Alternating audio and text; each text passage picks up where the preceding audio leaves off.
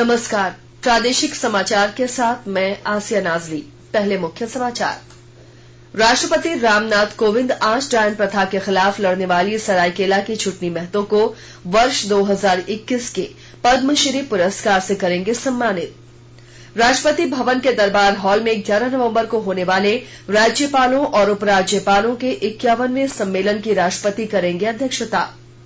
JSCA ने भारत और New Zealand के बीच 19 नवंबर को होने वाले T20 मुकाबले के लिए निर्धारित किया टिकटों का मूल्य। और राजधानी समेत राज्य भर में छठ महापर्व के दूसरे दिन खरना को लेकर सभी तैयारियां शुरू। यातायात व्यवस्था में छठ व्रतियों की सुविधा के लिए किया गया बदलाव। अब समाचार से पहले एक जरूरी संदेश। देश ने कोविड टीकाकरण अभियान के अंतर्गत 100 करोड़ टीका लगाने का लक्ष्य हासिल कर इतिहास रच दिया है। इस महत्वपूर्ण कार्य में योगदान करने वाले चिकित्सकों, नर्सों और अन्य स्वास्थ्य कर्मियों का आकाशवाणी अभिनंदन करता है। इसके साथ ही हम आपको सतर्क भी करना चाहते हैं कि कोविड अभी समाप्त नहीं हुआ है। आप सभी से हमारी अपील है कि यथाशीघ्र दोनों टीके लगवाएं और अन्य लोगों को भी टीके लगवाने के लिए प्रेरित करें। त्योहारों के समय कृपया इन 3 आसान उपायों का पालन अवश्य करें। मास्क पहनें, 2 गज की सुरक्षित दूरी बनाए रखें, हाथ और चेहरा साफ रखें। कोविड से संबंधित कोई भी जानकारी और मार्गदर्शन के लिए आप राष्ट्रीय हेल्पलाइन नंबर 011-2397-8046 और 1075 पर संपर्क करें। इसके अलावा राज्य हेल्पलाइन नंबर 104 डायल कर समस्या का त्वरित समाधान लिया जा सकता है। महिला और बाल विकास मंत्रालय की चाइल्ड हेल्पलाइन है 1098। वरिष्ठ नागरिकों के लिए हेल्पलाइन 14567। मनोवैज्ञानिक सहायता के लिए निमहांस का नंबर है 0804611007। आयुष कोविड परामर्श हेल्पलाइन नंबर है 14443 और MyGov WhatsApp help desk number 90131515 पर व्हाट्सएप मैसेज भेजकर टीके का प्रमाण पत्र यथाशीघ्र डाउनलोड किया जा सकता है। और अब समाचार विस्तार से।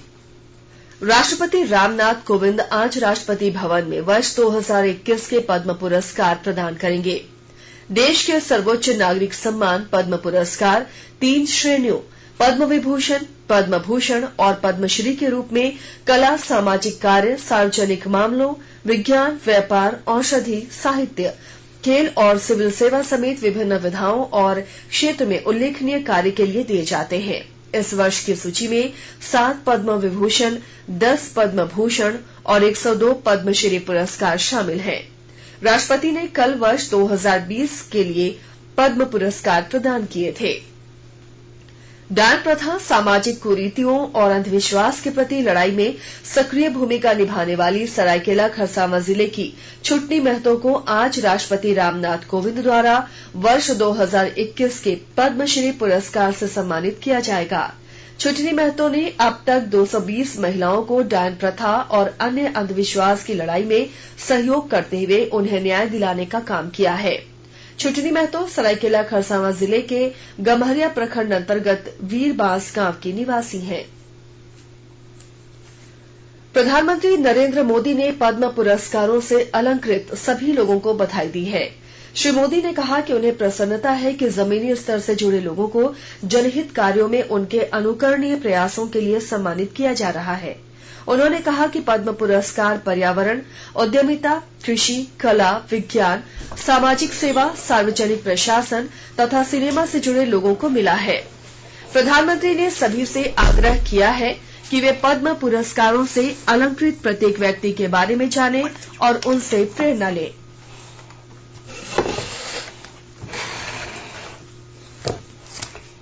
राष्ट्रपति रामनाथ कोविंद 11 नवंबर को राष्ट्रपति भवन में राज्यपालों और उपराज्यपालों के 51वें सम्मेलन की अध्यक्षता करेंगे। राष्ट्रपति कोविंद चौथी बार सम्मेलन की अध्यक्षता करेंगे। सम्मेलन में सभी राज्यों के राज्यपालों तथा केंद्र शासित प्रदेशों के उपराज्यपालों के अलावा उपराष्ट्रपति एम वेंकैया नायडू, प्रधानमंत्री नरेंद्र मोदी और गृहमंत्री अमित शाह भी उपस्थित रहेंगे। इस सम्मेलन में झारखंड के राज्यपाल रमेश बैस भी शामिल होंगे। श्री व्यास इस सम्मेलन में राज्य से जुड़े हुए विभिन्न मुद्दों, पर्यटन, सड़क, परिवहन, रेल और उच्च शिक्षा को लेकर चर्चा करेंगे। राज्य मंत्री परिषद की बैठक आगामी 12 नवंबर को झारखंड मंत्रालय में आयोजित की जाएगी। राज्य के स्थापना दिवस के पूर्व होने वाली कैबिनेट बैठक में कई महत्वपूर्ण निर्णय और प्रस्तावों को मंजूरी मिलने की संभावना है। कैबिनेट बैठक में पारा शिक्षकों के सेवा शर्त नियमावली, नागरिक सेवा अभियान समेत कई मुद्दों पर मंजूरी मिलने की संभावना है। देश के 75वें स्वाधीनता दिवस समारोह के उपलक्ष्य में आजादी का अमृत महोत्सव के अंतर्गत प्रादेशिक समाचार एकांश आकाशवाणी रांची द्वारा स्वाधीनता संग्राम और उसके गौरवशाली इतिहास पर 18 अगस्त से साप्ताहिक अमृत महोत्सव क्विज का शुभारंभ किया गया है। सेंट्रल कोलफील्ड्स लिमिटेड और mission blue foundation Amrit Mahotsav quiz में आकाशवाणी समाचार रांची के साथ सहयोगी के रूप में शामिल है। आजादी के 75 वर्षों का पर्व अमृत महोत्सव प्रत्येक बुधवार शाम 7 बजे प्रसारित होने वाले प्रादेशिक समाचार के दौरान पूछे गए प्रश्न का सही उत्तर देने वाले प्रथम 10 प्रतिभागियों में से लकी ड्रॉ द्वारा चुना हुआ एक प्रतिभागी इनाम का हकदार होगा। इसके लिए सुनते रहें आकाशवाणी रांची का प्रसारण।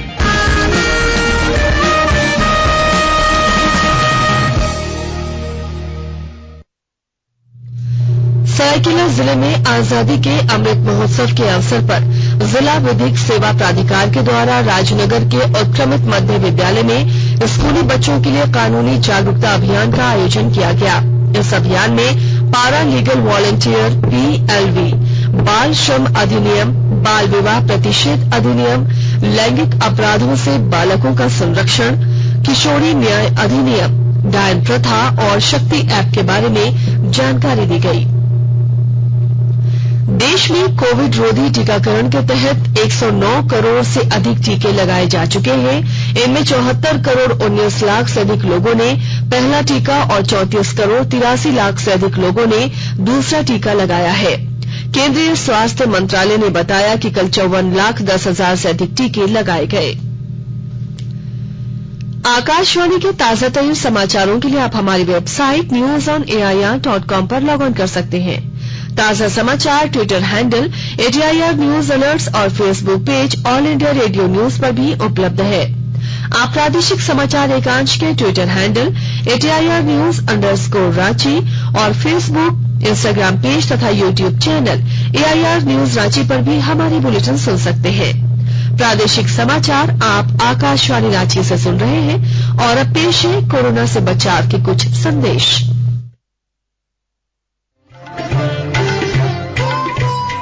कोविड-19 से बचाव और सुरक्षित रहने के 3 उपाय।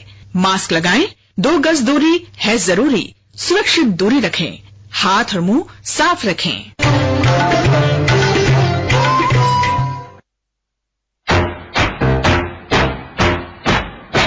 चलो मिलकर एक शुरुआत करें, चलो एक फैसला आज करें, मास्क नहीं तो टोकेंगे, कोरोना को रोकेंगे, चलो एक इरादा करते हैं, चलो एक इरादा करते हैं, मास्क नहीं तो टोकेंगे, कोरोना को रोकेंगे। भारत सरकार द्वारा जनहित में जारी। कोडरमा जिले के झुमरी तलैया स्थित झरना कुंड धाम और पंचखेरो डैम को राज्य सरकार के पर्यटन, कला, संस्कृति, खेलकूद एवं युवा कार्य विभाग ने पर्यटक स्थल का दर्जा दिया है। विस्तृत ब्यौरा दे रहे हैं हमारे कोडरमा संवाददाता। जिले में पर्यटन विकास की रफ्तार अब तेज हो जाएगी। झारखंड सरकार की पर्यटन, कला, संस्कृति, खेलकूद एवं युवा कार्य विभाग ने कोडरमा जिले के 3 स्थलों को पर्यटन स्थल का दर्जा दिया है। इसके साथ ही चंदवारा प्रखंड के पूटो स्थित 2 मुहानी धाम, झुमरी तिलैया स्थित झरना कुंड धाम और मरकच्चो प्रखंड के पंचखेरो डैम को पर्यटन स्थल के रूप में तब्दील करने की कवायद अब तेज हो जाएगी। प्राकृतिक वादियों से घिरे चंदवारा के दो मुहानी धाम और झूमी तिलैया के झरनाखूंड धाम रमणीक स्थल के साथ साथ धार्मिक और प्रचलित मान्यताओं के अनुसार यहाँ श्रद्धालुओं का प्रतिवर्ष आना जाना लगा रहता है। इसके अलावे पंचखेरू डैम सिंचाई परियोजना के साथ साथ वहाँ पर्यटन की संभावनाएं भी दिखने लगी है। गजेंद्र बिहारी सिन्हा, आकाशवाणी समाचार, कोडरमा। सूचना और प्रसारण मंत्रालय में सचिव अपूर्व चंद्रा ने कल फिल्म पर्यटन के बारे में संगोष्ठी को संबोधित करते हुए कहा कि फिल्में पर्यटन को बढ़ावा देने में महत्वपूर्ण भूमिका निभाती हैं और यह बहुत लोगों को आकर्षित करती हैं। मुंबई में श्री चंद्रा ने कहा कि फिल्मकारों को राज्य सरकारों के समर्थन की जरूरत होती है और उनकी भूमिका बहुत महत्वपूर्ण होती है। इस संगोष्ठी का आयोजन पर्यटन मंत्रालय ने सूचना और प्रसारण मंत्रालय के साथ मिलकर किया। श्री चंद्रा ने कहा कि 14 राज्य फिल्म सुविधा नीति लेकर आए हैं तथा सरकार इनमें से कुछ नीतियों के आधार पर आदर्श फिल्म नीति का मसौदा लाने पर विचार कर रही है। श्री चंद्रा ने कहा कि भारतीय फिल्मों की शूटिंग विदेशों में इसलिए होती है क्योंकि फिल्मकारों का कहना है कि भारत में शूटिंग की अनुमति मिलना ज्यादा खर्चीला है, जबकि विदेशों में शूटिंग आसानी से हो जाती है। विद्युत मंत्रालय ने कहा है कि सरकार के बहुआयामी तथा समग्र प्रयासों के कारण पिछले 3 साल में बिजली की कमी लगभग समाप्त हो रही है। मंत्रालय के अनुसार 2007-8 में भारत में बिजली की किल्लत काफी अधिक 16.6% और 2011-12 में 10.6% थी। 2020-21 में बिजली की कमी घटकर 0.4% हो गई। वहीं 2019-20 में 0.7% तथा 2018-19 में घटकर 0.8% रही।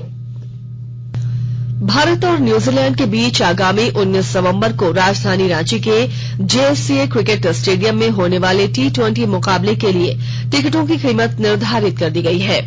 दर्शक 900 रुपए में सबसे कम मूल्य के टिकट और 9,000 रुपए देकर सबसे अधिक मूल्य के टिकट खरीद सकते हैं।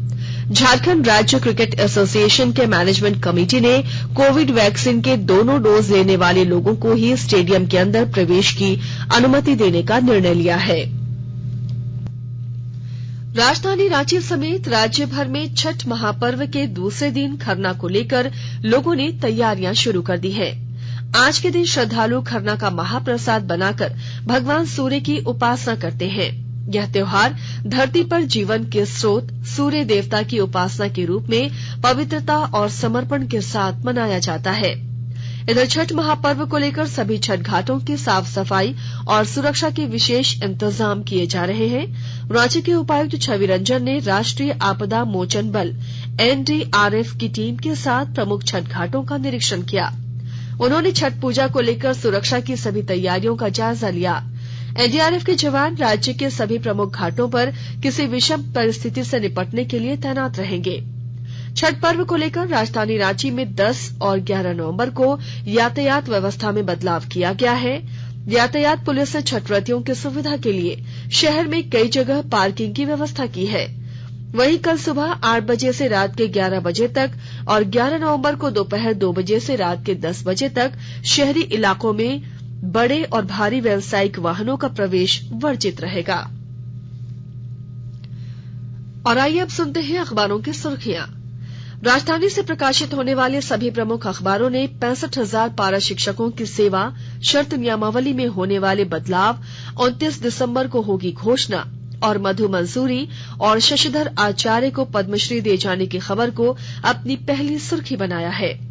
प्रभात खबर ने लिखा है, नीति आयोग की बैठक में झारखंड ने रखी मांग, कोल इंडिया बकाया 8,000 करोड़ रुपए जल्द करे भुगतान। दैनिक भास्कर ने 3 इनामी नक्सलियों के सरेंडर करने की खबर को पहले पन्ने पर प्रकाशित किया है। दैनिक हिंदुस्तान ने भाजपा की बैठक में नक्सल, अपराध और महिला सुरक्षा मुद्दे की खबर को प्रमुखता से प्रकाशित किया है। दैनिक जागरण ने छठ महापर्व की शुरुआत के साथ नहाय खाय की फोटो रिपोर्ट को प्रमुखता से प्रकाशित किया है।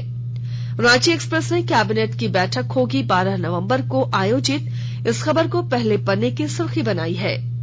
हिंदुस्तान टाइम्स और टाइम्स ऑफ इंडिया ने उच्चतम न्यायालय द्वारा लखीमपुर खीरी के मामले की निगरानी के लिए सेवानिवृत्त न्यायाधीश की नियुक्ति करने की खबर को प्रकाशित किया है। और अब अंत में मुख्य समाचार एक बार फिर। राष्ट्रपति रामनाथ कोविंद आज डायन प्रथा के खिलाफ लड़ने वाली सरायकेला की छुटनी महतो को वर्ष 2020-21 के पद्मश्री पुरस्कार से करेंगे सम्मानित। राष्ट्रपति भवन के दरबार हॉल में 11 नवंबर को होने वाले राज्यपालों और उपराज्यपालों के 51वें सम्मेलन की राष्ट्रपति करेंगे अध्यक्षता। जेएससीए ने भारत और न्यूजीलैंड के बीच 19 नवंबर को होने वाले T20 मुकाबले के लिए निर्धारित किया टिकटों का मूल्य।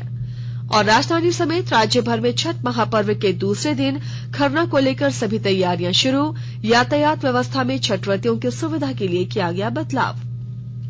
इसके साथ ही आकाशवाणी रांची से प्रादेशिक समाचार का ये बुलेटिन समाप्त हुआ। घर में रहिए, सुरक्षित रहिए और सुनते रहिए आकाशवाणी।